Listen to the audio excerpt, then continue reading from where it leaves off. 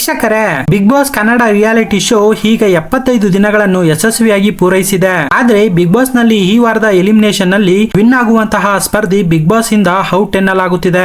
ಈ ವಾರದ ಎಲಿಮಿನೇಷನ್ ನಲ್ಲಿ ಇದ್ದಂತಹ ಹನುಮಂತ, ಭವ್ಯಗೌಡ, ಧನ್ರಾಜ್, ತ್ರಿವಿಕ್ರಮ್, ಶಿಶಿರ್, ರಜತ್, ಮೋಕ್ಷಿತಾ ಮತ್ತು ಚೈತ್ರ ಅವರು ನಾಮಿನೇಷನ್ ನಲ್ಲಿ ಇದ್ದರು. ಆದರೆ ಶನಿವಾರ ಎಪಿಸೋಡ್ ನಲ್ಲಿ ಕಿಚ್ಚ ಸುದೀಪ್ ಅವರು ತ್ರಿವಿಕ್ರಮ್ ಮತ್ತು ಹನುಮಂತ ಅವರನ್ನ ಸೇವ್ ಮಾಡಿ ಇನ್ನ ಉಳಿದ ಕಂಟೆಸ್ಟೆಂಟ್ ಗಳನ್ನ ಮುಂದಿನ ಎಪಿಸೋಡ್ ಗೆ ಕಾಯುವಂತೆ ಹೇಳಿದ್ದರು. ಆದರೆ ಬಿಗ್ ಬಾಸ್ ನ ಆಪ್ತ ವಲಯಗಳಿಂದ ಬಂದಂತಹ ಮಾಹಿತಿಯ ಪ್ರಕಾರ ಈ ವಾರದಲ್ಲಿ ಡಬಲ್ ಎಲಿಮಿನೇಷನ್ ಆಗಿದೆ.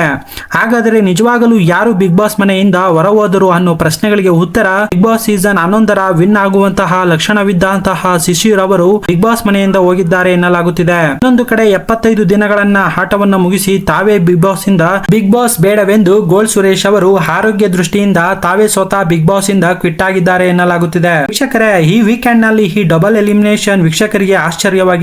ಇಬ್ಬರು ಸ್ಪರ್ಧಿಗಳು ಚೆನ್ನಾಗಿಯೇ ಆಡುತ್ತಿದ್ದಂತಹ ಸ್ಪರ್ಧಿಗಳಾಗಿರುವುದರಿಂದ ವೀಕ್ಷಕರಿಗೆ ಶಾಕ್ ಕೂಡ ಆಗಿದೆ. ಎಲ್ಲರೂ ಈ ವಾರ ಚೈತ್ರ ಕುಂದಾಪುರ ಅವರು ಹೋಗಬಹುದು ಎಂದು ಊಹಿಸಿಕೊಂಡಿದ್ದರು. ಆದರೆ ಈಗ ಎಲ್ಲ ಲೆಕ್ಕಾಚಾರವು ಉಲ್ಟಾ ಆಗಿದೆ. ವೀಕ್ಷಕರೇ, ಶಿಶಿರ್ ಅವರು ಮೊದಲು 3 ವಾರದಿಂದ 4 ವಾರಗಳು ತುಂಬಾ ಚೆನ್ನಾಗಿ ಎಲ್ಲಿ ಸ್ಟ್ಯಾಂಡ್ ಆಗಬೇಕು ಅಲ್ಲಿ ತುಂಬಾ ಚೆನ್ನಾಗಿ ಆಡುತ್ತಿದ್ದರು ಮತ್ತು ಅಷ್ಟೇ ಚೆನ್ನಾಗಿ ಜನರ ಮನಸ್ಸನ್ನ ಗಳಿಸಿಕೊಂಡಿದ್ದರು. ಆದರೆ ಯಾವಾಗ ಐಶ್ವರ್ಯ, ಮೋಕ್ಷಿತಾ ಅವರ ಜೊತೆ ಸೇರಿ ಮೂಲೆ ಗುಂಪಾಗಿದ್ದಾರೆ, ಇದರಿಂದ ಹಿಂದಿನ ಪರಿಸ್ಥಿತಿಗೆ ಅವರೇ ಸ್ವತಃ ತಂದುಕೊಂಡಿದ್ದಾರೆ. ವೀಕ್ಷಕರೇ, ನಿಜವಾಗಿಯೂ ಈ ವಾರದಲ್ಲಿ ಯಾರು ಹೊರ ಹೋಗಬೇಕಾಗಿತ್ತು ಅಂತ ನಿಮ್ಗನಿಸ್ತು ಅಂತ ಕಮೆಂಟ್ ಬಾಕ್ಸ್ ನಲ್ಲಿ ಕಮೆಂಟ್ ಮಾಡಿ. ಹಾಗೆ ನಮ್ಮ ಚಾನೆಲ್ ನ ಸಬ್ಸ್ಕ್ರೈಬ್ ಮಾಡ್ಕೊಂಡಿಲ್ಲ ಅಂದ್ರೆ ಬೇಗ ಸಬ್ಸ್ಕ್ರೈಬ್ ಮಾಡ್ಕೊಳ್ಳಿ. ಈ ವಿಡಿಯೋ ಇಷ್ಟವಾಗಿದ್ರೆ ಲೈಕ್ ಮಾಡಿ ಮತ್ತು ನಿಮ್ಮ ಫ್ರೆಂಡ್ ಗೆ ಶೇರ್ ಮಾಡಿ.